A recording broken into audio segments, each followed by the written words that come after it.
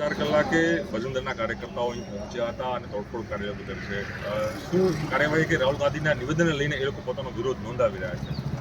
સૌપ્રથમ તો શ્રી રાહુલ ગાંધીજીએ જે સંસદની અંદર નિવેદન આપ્યું હતું એ નિવેદનની અંદર સ્પષ્ટપણે કહેવામાં આવ્યું હતું કે હિન્દુઓ છે કદી હુમલાખોર હોતા નથી.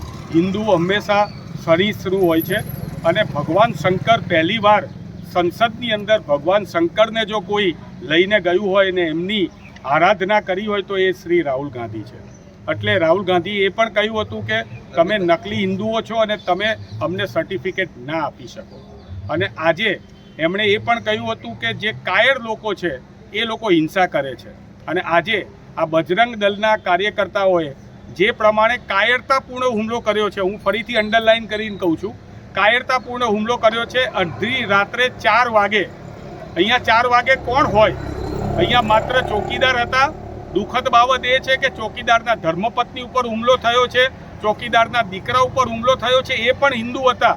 અને એનેથી વધારે ચોકીદારની દીકરી કે જે સગર્ભા છે એની ઉપર પણ હુમલો કરવામાં આવેલો છે. આવા કાયરતાપૂર્ણ હુમલાને કોંગ્રેસ નકારી કાઢે છે.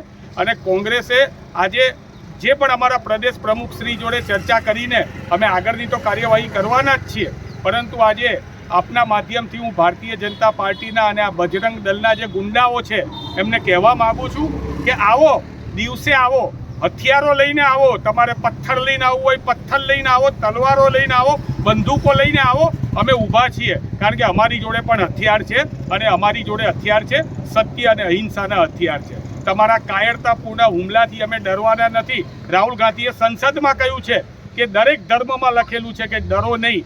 અમે કોઈનેથી ડરવાના નથી, કારણ કે સત્ય અમારી સાથે છે.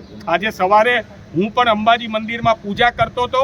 પૂજા કરીને આરતી કરીને બહાર આવ્યો ત્યારે અમને ખબર પડી કે આવા પ્રકારનો કાયરતાપૂર્ણ હુમલો થયો છે. સીધો જ મંદિરેથી હું અત્યારે અહીંયા આવ્યો છું. અમારા એઆઈસીસીના સેક્રેટરી ભાઈ નિલેશભાઈ પટેલ પણ સવારથી અહીંયા છે.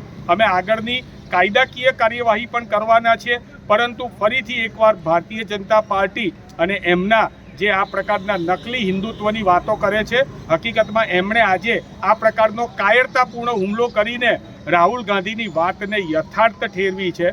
અને ખાસ છેલ્લે મારે કહેવાનું છે કે અમારા ઘરમાં પણ પૂજા થાય છે. અમારા ઘરમાં પણ તુલસી ક્યારે દીવા કરીએ છીએ, પાણી હારે પણ દીવા કરીએ છીએ, મંદિરોમાં પણ આરતી કરીએ છીએ. અમે હિન્દુ છે. અમને મહેરબાની કરીને તમારા જેવા ભારતીય જનતા પાર્ટીના કાયર લોકોનું હિન્દુત્વના સર્ટિફિકેટની જરૂર નથી. અમને હિન્દુત્વનું સર્ટિફિકેટ આપવા